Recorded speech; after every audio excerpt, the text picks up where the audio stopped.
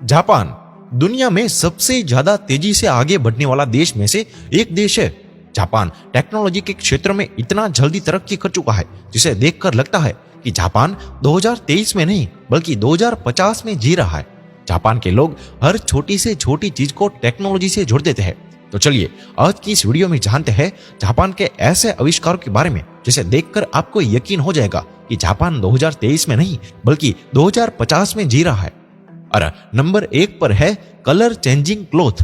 अभी तक आपने स्मार्टफोन और कई स्मार्ट चीजों का इस्तेमाल किया होगा, लेकिन जापान के लोग स्मार्ट ड्रेस का भी इस्तेमाल करते हैं। यानी इस कपड़े के कलर को आप अपने मन चाहे कलर में बदल सकते हैं। यानी जापानीज लोगों को अलग अलग पार्टी के लिए अलग अलग तरह के कपड़े नहीं खरीदने पड़ते हैं, बस कलर चेंजिंग क्लॉथ पहनकर चले जाए, अपने मन चाहे कलर के कपड़े आप पहन सकते हैं। और दूसरे नंबर पर है इंटेलिजेंट पार्किंग चेयर। जापानीज लोग अपने ऑफिस में बहुत ही स्मार्ट और आर्टिफिशियली इंटेलिजेंट वाली चेयर को यूज करते हैं।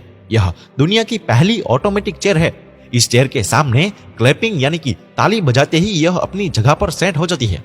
इस चेयर को इंटेलिजेंट पार्किंग असिस्टेंट पर इंस्पायर होकर बनाया गया था और यह चेयर 360 डिग्री में घूम सकती है और यह चेयर को इसके वाईफाई के द्वारा भी कंट्रोल किया जा सकता है। और तीसरे नंबर पर है mono rail track for train. यह दुनिया का एक ऐसा ट्रैक है जहां पर एक साथ 4 ट्रैक बनाया गया है और ट्रैक जब ट्रेन आने वाली होती है तो उसका पता उसको पहले ही से ही चल जाता है और ट्रेन के स्टेशन के हिसाब से ट्रैक चेंज होते रहते हैं। इसका डिजाइन इस तरह से किया गया है कि ट्रैक सेंटर के हिसाब से और ट्रेन की टाइमिंग के हिसाब से चेंज होते रहते हैं। और दोस्तों चौथे नंबर पर है हाईवे थ्रू बिल्डिंग।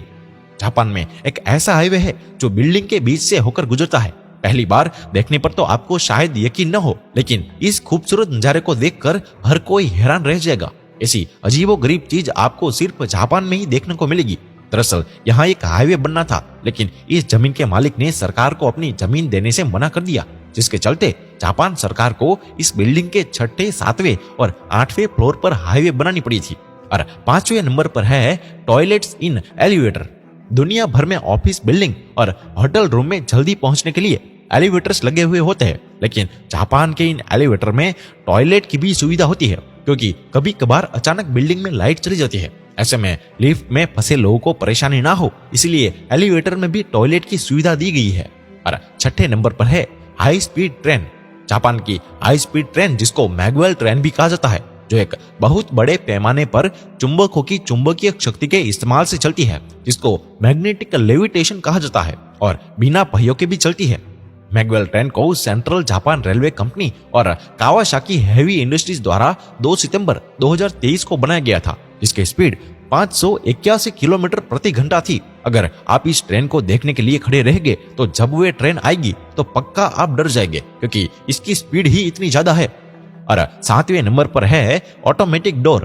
भारत में रेलवे प्लेटफॉर्म में भीड़ की वजह से हर दिन कई लोग दुर्घटना के शिकार हो जाते हैं, लेकिन जापान में लोगों को दुर्घटना से बचाने के लिए प्लेटफॉर्म पर ऑटोमेटिक डोर लगाए जाते हैं, जो ट्रेन के रुकने पर ही खुलता है और ट्रेन के चलते ही यह बंद हो जाता है।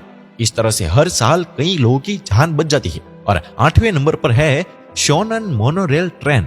आपने ट्रैक के ऊपर चलने वाली ट्रेन तो बहुत देखी होगी, लेकिन जापान में ट्रैक के नीचे भी ट्रेन चलती है। मोनोरेल एक ऐसी ट्रेन है जो कि रेलवे लाइन पर नहीं बल्कि इनके बीम के सहारे चलती है और इसके सारे कोच भी इससे जुड़े हुए होते हैं।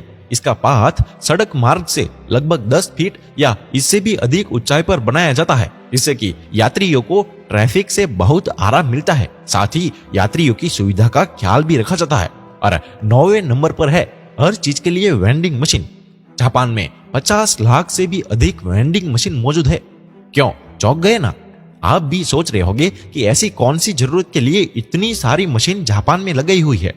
Japan vending machine manufacturer association के अनुसार एक वेंडिंग मशीन प्रति 23 लोगों की जरूरतों को पूरी करती है।